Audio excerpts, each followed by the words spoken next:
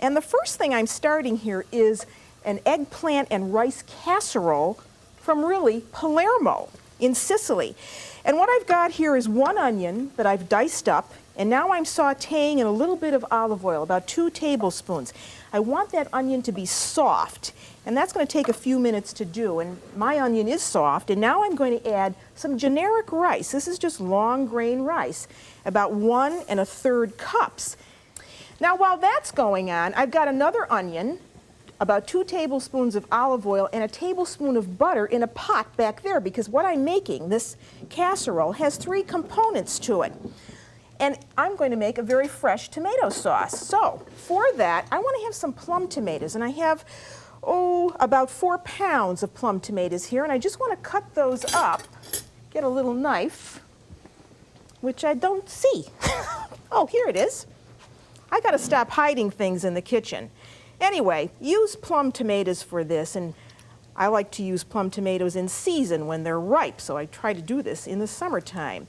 These are very juicy. So I'm going to put everything in, the seeds and all. I did skin the tomatoes, and that was about 4 pounds. So now I want to lower the heat on that a little bit and put my tomatoes right in with my onion and my olive oil and butter. So that I'm going to let go. I'm just going to add a few extra things to that, and then I'm just going to keep my eye on it. Some fresh parsley, about 1/3 cup. And this is a very quick sauce now. This is going to take about 10 minutes to do. Actually, if you wanted to do this casserole ahead, you could make this part the day before. And there is 1/3 cup of basil. And now we just want to give that a little bit of salt and some pepper, and let that go. Now this is our southern Italian casserole. I'm going to heat up some peanut oil in another frying pan. This is Pot City now today, because this casserole has eggplant, rice, and tomatoes. And you want to use nice firm eggplant for this. So you want to cut this up into lengthwise slices. And make sure when you buy eggplant, you don't have any eggplant that's got deep grooves or bumps on it, because that could indicate to you that that's very old eggplant. And then make yourself long slices, about 1/4 of an inch thick, just like that. You see? Then after you do that, what you need to do is sweat the eggplant. And this is how you do that. You simply take the eggplant slices and put them in a colander, and then give them a little salt between each layer, just like that. Then a weight goes on top, and in this case it's just a bowl with water in it. Sit it right on top of the eggplant, and then just let this sit there for about an hour, and later you will see that you'll have all of those bitter juices coming out of the eggplant. And also that dries the eggplant a little bit so it doesn't absorb too much oil. Then you want to rinse off the eggplant and dry the slices. When you've done that, well then you're ready to fry. And here are some that I've already dried, and they're ready to go. So here's my peanut oil, and I just want to get these limp and a little bit brown on each side. So now I want to lower that heat a little bit and let those go. Now let me see how we're doing here.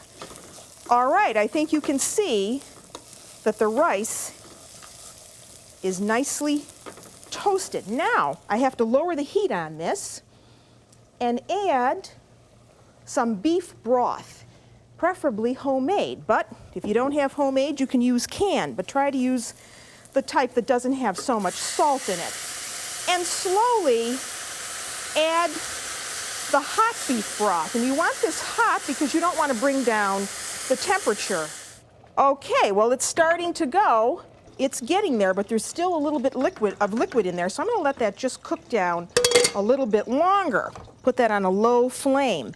Now back to the eggplant. And this now we can take out. And let me show you what we do with that.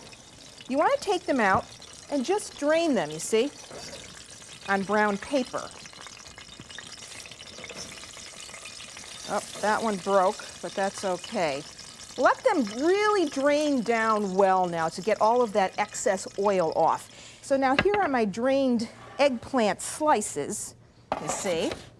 And now you can put this casserole together very easily. And here's how you start. You see that tomato sauce over there? Let me get a pot holder. I don't have a pot holder. Let me get a towel. Here's my tomato sauce, and it's all cooked down already. And so now, with my rice, I can assemble this whole thing, you see? There's my rice. And to the rice, I want to add some cheese.